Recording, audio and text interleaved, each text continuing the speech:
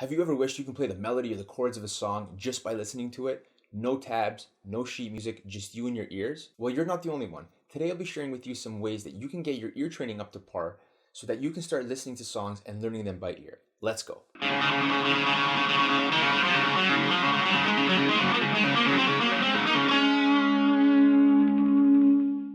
People are fascinated by this skill that many musicians take for granted. I know I do. If somebody comes to me and says, hey, I want to learn this song, and I say, okay, I'll listen to it, and I'll be like, okay, so let's play it like this, and they're just like blown away. But it's just a necessary skill that every teacher or composer or musician for that matter should have, because it makes connections between musical elements like pitch, chords, scales, chord progressions, and it helps you to decipher what is happening when you're listening to that piece of music. It helps with composing music. It enhances your improvisational skills, and it helps you perform better with other musicians. If you're playing in a band, you have to understand what you're playing and how it fits in and how it complements the other musicians around you, like the drummer, the bass player, the piano player, or even the other guitar player for that matter. Playing music isn't just about reading notes. It's about active listening. You always have to be listening. All right, with that said, we're going to talk about how you can start training your ear to hear the relationship between different notes, different pitches, all right, so that you can start learning songs by ear.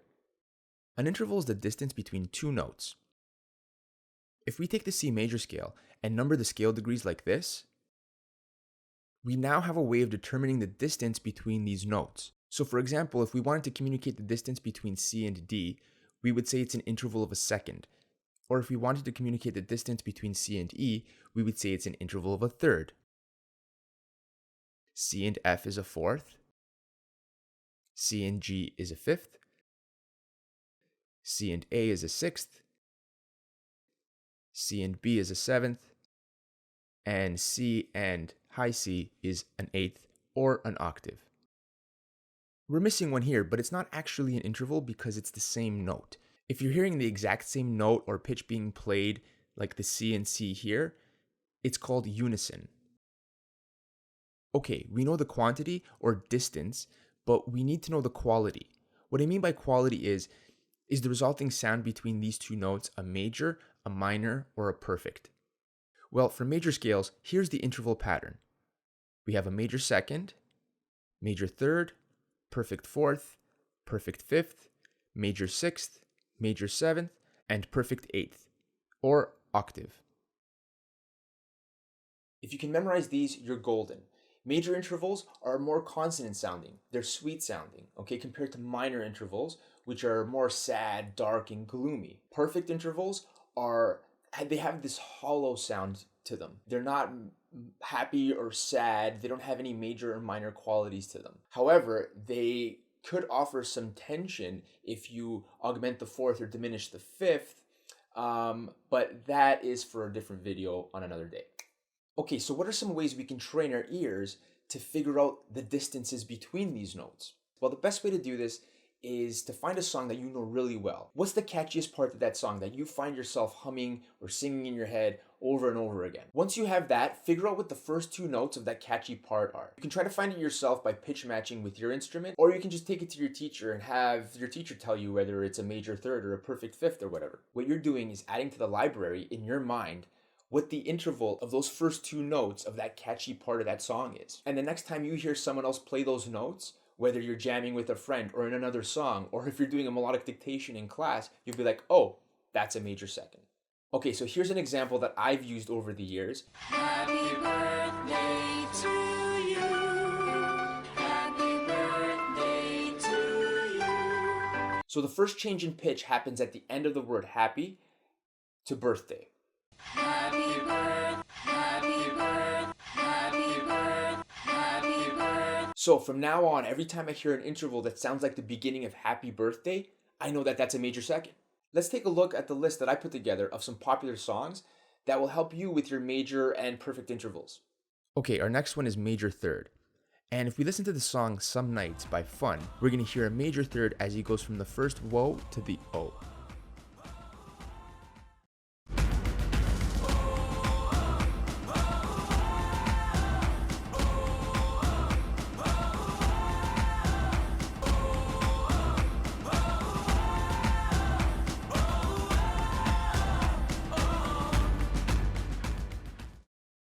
Okay, our next one is the Harry Potter theme, very popular theme.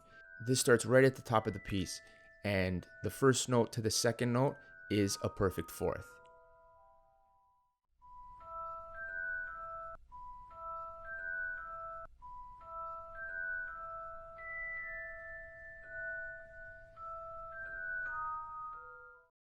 Our next one is Twinkle Twinkle Little Star, which was actually written by Mozart, but it wasn't called Twinkle Twinkle Little Star.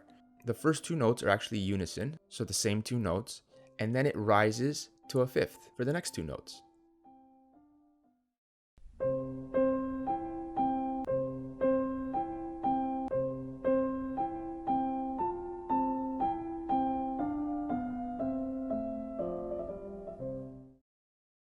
Alright, the next one is Call Me Maybe by Carly Rae Jepsen. Now this was a popular song a while back, probably not so much anymore, but it is still pretty catchy as a tool to remember your interval of a major sixth.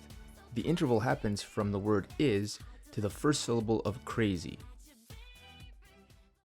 Hey, I just met you, and this is crazy. It's crazy. It's crazy. It's crazy. But here's my number, so call me maybe. Our next one is a major seventh, and we find that in the song Pure Imagination from the movie Willy Wonka and the Chocolate Factory starring Gene Wilder. This takes us all the way back to 1971. Now this is a very popular song that has been interpreted even in the jazz repertoire as well. So let's take a listen. In a world of pure imagination. And there's your major 7 interval as he goes from the word to world. Your imagination. Come with me, and you'll be in a world of pure imagination. A world of pure imagination. Take a look, and you'll see. Alright, our last one is a very catchy tune. It's a dance tune called Party Rock Anthem by LMFAO. Here we're going to find the interval as he jumps from the to house. That's where the octave is. Let's take a listen.